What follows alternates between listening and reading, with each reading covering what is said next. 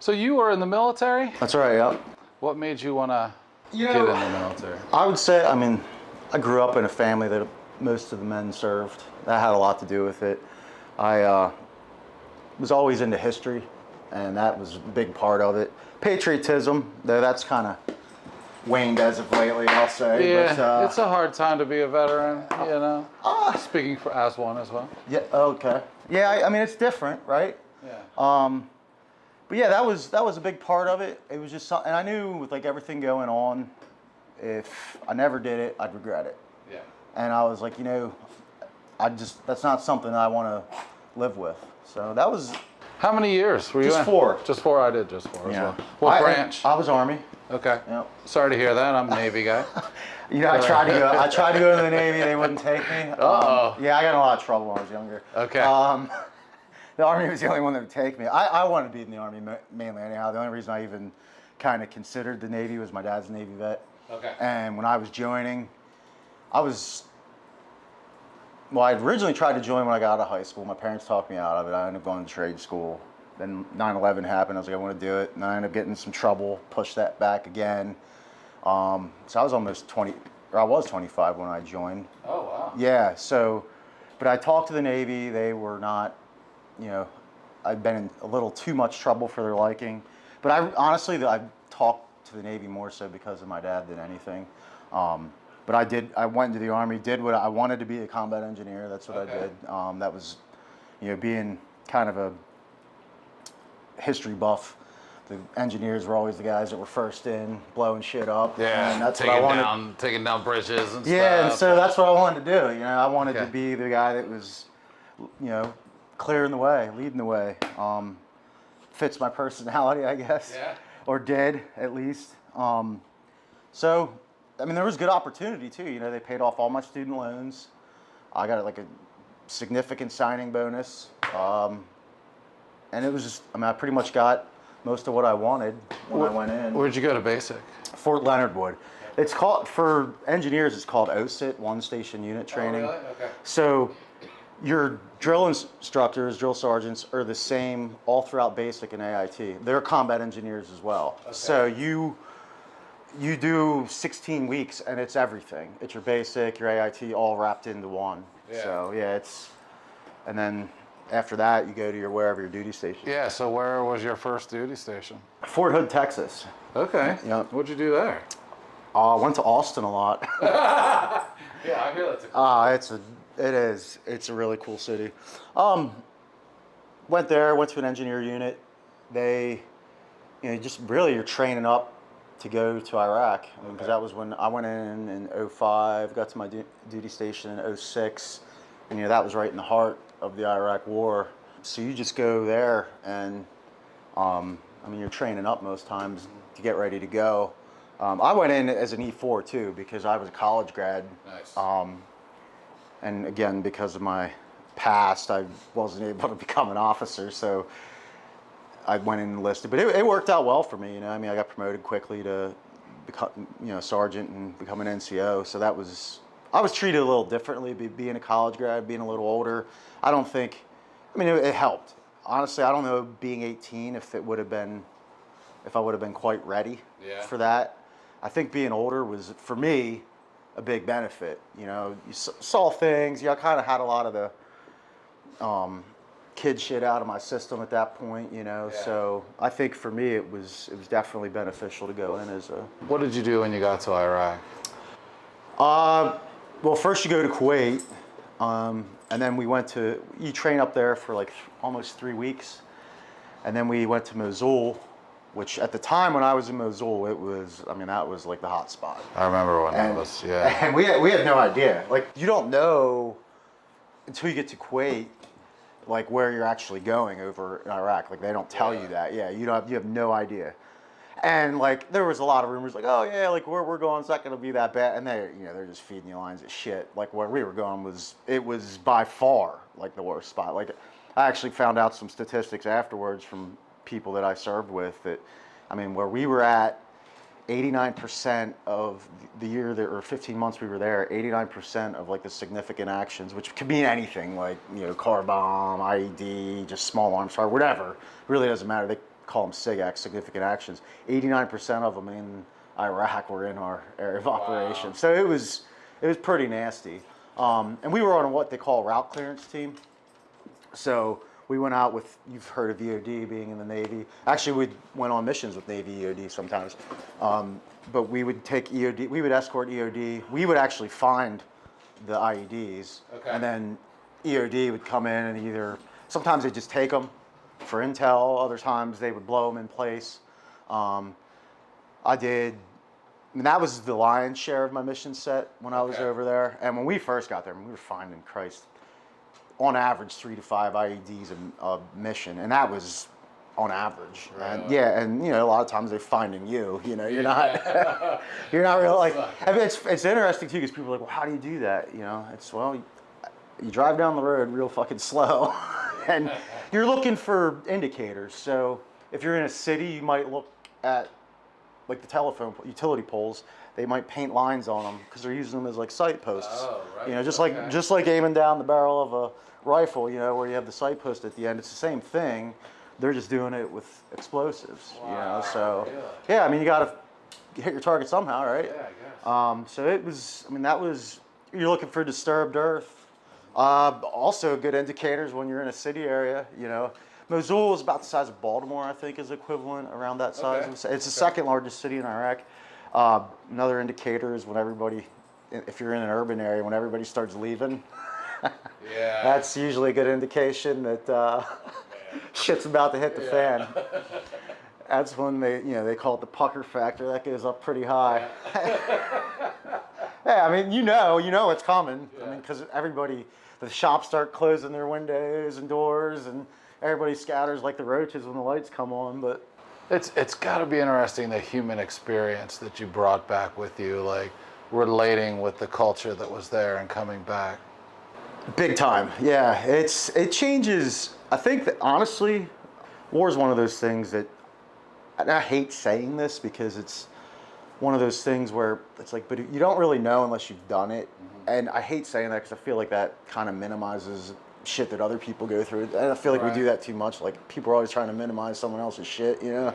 But it is different. I mean, it's, and you don't really know when you're going through it. It's not till you come back. Like, it's kind of, I equivocate it too, like, as far as like steps that you take. Like, each step is more difficult than the next. Like, leaving here, going to war for the first time is really difficult. It's like the hardest thing you'll do. Then you get over there and it's like, this is really fucking hard. This is the hardest thing I've ever done. But honestly though, then coming back, that is, I mean, you talk to anybody that's been through any sort of significant, or any combat really, or been in a war zone, I think if you talk to anybody, the hardest part is coming back, like, for sure. Because it does, like you said, it just changes the way you see things. I mean, and for me, everything was a threat when we were there. Do you suffer from, or do you have any bouts of PTSD? Oh yeah. Really? Yeah, diagnosed, full, all that, yeah. What's that like? Could you explain that to someone who's, maybe just worked the farm their whole life? Yeah. For me, now it doesn't happen as much anymore, but it manifested itself as like panic attacks. Okay. Or hypervigilance. That's a telltale What's sign. hypervigilance? Like, you're like On edge? on edge, but things trigger it, like loud noises. That's still, like, sometimes I still don't do so well with like fireworks and such. Like, anything that'll startle you. Like, I mean, I get pretty jumpy, Okay. It's better, but and then the panic attacks, like, that was weird for me because I've always considered myself a pretty tough guy. Like, and it's not something like, when you first come back, like, they try to like reintegrate you. They try to die. I don't think it's hard to tell because it's not like when you have a broken arm or you have a wound, like, you can physically see it. Like, you're telling people, it's just like any sort of mental illness, really. I mean, I will say this too. It made me a lot more empathetic towards mental illness after going through it. Where I used to be one of those dipshits that was like, like, Toughen up. Yeah, and honestly, it was stupidity on my end, or ignorance. You think that because you're young, and you're some macho person, but once you go through it, it's different. But I would say, for someone that's like, to your original point, that worked on a farm, it would be difficult for them to understand, I guess. Not that they can't relate, Right. So you've outlined a lot of this on a podcast or something, Yeah, I heard? yeah, Okay, yeah. so tell me a little bit about that. I don't know anything about it. Okay, so I listen to a ton of podcasts. Okay.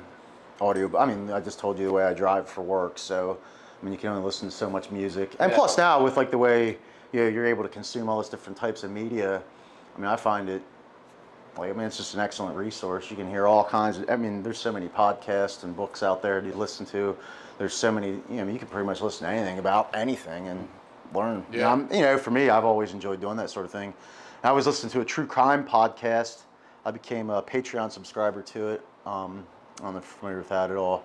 It's basically you donate money to them on a monthly basis, and by doing so, you have like some perks and all that. They give Behind you, the scenes or stuff, send you shit early. Well, the guy whose podcast it was had sent something out through Patreon about this project that he was starting about veterans with combat experience, and they really tried to focus on Iraq and Afghanistan, and they've done some other stuff to it. I haven't listened to all of them. Basically, from the Patreon thing, they asked you to tell a little bit about yourself, your story, what you did, and all that, kind of like we're doing right now. Yeah. And so I submitted an email. They contacted me a couple weeks later, Cool. and then I ended up recording it downtown here in Lancaster. The guy via phone. The guy who did it is from Maryland, but there's a recording studio downtown he went to. And Did you like that experience? Was that kind of cool? Honestly, it was really cathartic for me. That's the exact word I was looking. It was really cathartic. And honestly, like I felt really weird doing it at first because I felt like I was being like self-serving. Yeah. I'm not really like, when it comes to being a veteran, I'm proud of what I've done and all that, but I also sometimes like it can be a little uncomfortable, when people do the thank you for your service, all that kind of stuff. So I just felt like, and I think a lot of people take advantage of that too. Do you get kind of, like, I get kind of weirded out, I go to a ball game or something like that. Oh, we'd like to have all the veterans stand up. I kind of feel weird standing, because I didn't do it for me. You know what I mean? Like, I used to, with that, feel a lot weird. Now it's kind of, I honestly think the whole kind of thing is weird with the national anthem. Before, like, it's become all controversial over the last couple of years. I think the whole thing's kind of ridiculous. I mean, they started doing it because of World War II, which makes sense. Back in the day, that's when they started doing the national anthem before, football and baseball games. Right. But now it's just become like this whole show. It's kind of ridiculous. And I always find it weird that I'm asked to recognize myself. Right. And that's kind of how I felt like when I first did the podcast, but I also knew going through what I went through with like the PTSD and all that, I knew it could be beneficial for people. And I've always been kind of surprised by the people, whether veterans or not, that, heard the story and, said that it helped them. And I really did it for my buddies, the guys that we all went there. That's the main reason I did it. You still keep in contact with a lot of those guys? Good portion of them, yeah. I mean, some guys, I mean, I still love them to death, but it's kind of like, I mean, they're family in a way, but it's sort of like we all have family members that we don't necessarily. You get that weird uncle? Yeah. So, I mean, that's kind of how it is in the military, too, right? Yeah. Like, you don't get to pick them. That's right. But there's guys that, I mean, my one buddy, my mom calls him my, like, man husband because we talk to each other, like, all the time on the phone. Like, it's funny because he's from York. When he lived in York, we didn't even hardly ever talk or see each other. He moved to New Jersey. And then like twice a week, half time where him and I are on the phone, like, and just, we were, I mean, but Did you know each other going in? No. Oh. He was one of my soldiers, and when we were exchanging information, like he had a cell phone and he had a 717 area code, so it was like, holy shit, like, where are you from? And then, Lancaster and York, I mean, other than living in the same county, you couldn't possibly be any closer. I mean, the Red Rose and the White Rose City, so. So let's go back to your college. I'm curious to know what you went to school for and why. Originally, I went to Penn Tech in Williamsport for construction. And honestly, the reason I did that was because I was looking to join the military. My parents really were like, didn't want me to at all. It was late 90s. I was like, all right, well, they're like, my cousin went to school up there, and they had back then was kind of when the internet was first starting out, so they actually had like a catalog that they sent you. Oh, yeah. Okay. And I just started going through it. And I looked at the construction technology thing. I was like, well, that makes sense. I mean, for me, I like construction. I mean, I liked wood shop and I like being outside, so I was like, I'll give this a shot. And I did like it. I mean, I worked in construction for about 7 years. After I finished Penn Tech, though, I ended up going to Millersville. for a management degree. I planned on getting into like construction management or something along those lines. Maybe starting your own business or something. Something, yeah. But then I kind of got the shits of construction. I'd always wanted to join the Army, and then once I graduated from Millersville, the first time I went into the Army, and then I actually ended up going back to Millersville. It was like a calling that you could not answer. Right. And then when I got done with the military, it was when the economy, it was about 10 years ago, and the economy was in the dumps. So I went back to Millersville and got another degree from there in safety, so I have a safety degree, a business degree, and a construction degree. And they all actually, doing what I do now, working for an insurance company, it all kind of tied up into a nice little package. So, you got any advice to kids maybe now thinking, like maybe in your same shoes, thinking, oh, you know what? I think that there's a lot of value in going to the military. I would think particularly for young folks today, where they have a lot of unique exposures with, just the online lifestyle and all that kind of stuff. I try to be empathetic towards the younger generation right now. Everybody talks so much shit about them. I think in some ways though, like going to the military it would be good for them, to kind of see things through a different lens. I think that's the biggest benefit. It's just like going to college or something along those lines. But I think, it would help give some people new perspective, help get you out of your phone a little bit maybe. Yeah. Yeah. But I feel bad for kids because people are always talking shit. Like they just feel, like they have to see it, people are like always talking about, in fact, like the term millennials, that makes me laugh because most people don't even know what the hell that means anymore.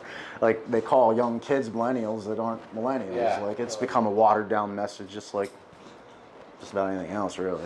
So I'm curious, what about liberty when you were over there? None? No. That was the hardest part, man. Like honestly, like I was in an all-male unit, so there's no women, no alcohol. Like that's rough living, man. It's rough living. So it's all work, 24 hours on. Yeah, well, for what we did, it was you did 2 missions and then you got a maintenance day because you had to do maintenance on your equipment and all that. Some of it was getting shot at and blown up, so you got to fix it in that regard. Plus, too, just doing, constant maintenance on it because Army equipment breaks down all the time. It's big, heavy shit. So they call it PMCS, preventive maintenance checks and services. Yeah. So you got to do all that, and so it is pretty much though. Like when you're not doing stuff that's mission related, you're either probably playing video games or going to the gym. Okay. That's pretty much it. Gym was a lot. How's the food? My grandfather would always be like, man, he was in the Army. He hated it. We actually got hooked up because in Mosul, I think it was 03 or 04, there was a chow hall that got bombed over there. Okay. And so that was the chow hall that I ate at. Now this was a couple years later, but they like redid it and made it like this real nice, it was like a memorial chow hall. Oh, wow. So it was, it wasn't like gourmet food or anything like that, but it was solid meals. They had people there cooking for you and all that. Like there was some Army cooks, but they were usually just like supervising, but they had like contractors from all over the world that came over. So food was pretty solid. What about the people out there that weren't the enemy? That's people ask me that a lot. It's hard to say. Some people were really appreciative of you being there. Yeah. Other people, I don't necessarily blame them either. Like they get pissed off because like anytime we came through, we come in with this big loud ass equipment. Sometimes they're tearing down their power lines. Their power lines don't look like ours. They look like bird's nest because, after the war kicked off, like the infrastructure, there's no one there running, the infrastructure. So people will just start like running power lines into the mains themselves. So it's just like these huge bird's nests. We drive through, rip the shit down, so the power goes out. We had jamming systems. So if we drove through, no cell phones worked. Like, because cell phones were used for detonators quite a bit. That's like your trigger. So we had devices that defeated that. They just like we drove through, like electronics would just go on the fritz. And they had these systems. We had 2 different types of systems in our vehicles that would just wreck. Wow. Like now, as soon as we went, like it didn't like break them or anything, but it shut them down. So. The way I looked at it, some people liked it because we also would hand out shit, to the kids and that kind of stuff. But what's the craziest thing you saw over there?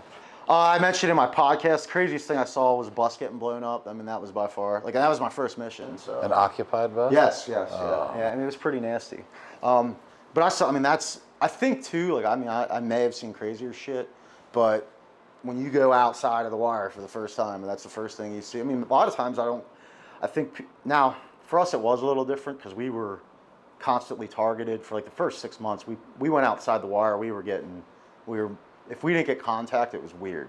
Like, it was weird, which is not normal either. Normally when people go out, it's pretty quiet, you know? I mean, war's not like you see in the movies. I mean, you know, if you're in the military, most of the militaries hurry up and wait, you know? I mean, you're sitting there fucking off, you know? So that's usually what it is. But and then it became that after, like, first 6 to 9 months the first 6 were real bad.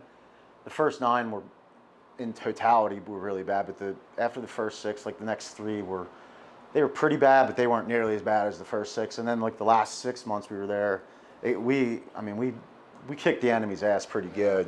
So it quieted down quite a bit after that. I mean, what time period were you over there? There from the end of 07 to the beginning of 09. Okay, and then you came back? Yeah, and then I got stop loss when I came back because you have to be, I think it was, what the hell, I forget how many days I had to be in. You have to stay in, like, I think at least 90 days after you get back.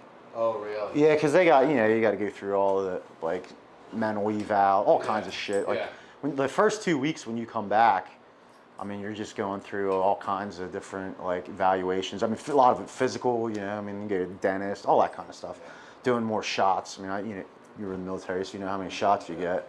And you leave the country, you get even more. Yeah. So, yeah, that was pretty much it when we came back. And that's the first 2 weeks when you come back, it's really strange. I got back, like, just a couple months, right, and some of my friends were still down there, or actually near when that guy shot the Fort Hood shooter down there. That was like I left like a month before that happened. Wow. And that's where you go, like, when you come back from the country, like where he went and shot. That's one of the places that you go, like, a lot. Like, you get. That's why it was kind of so fucked up what he did. Yeah.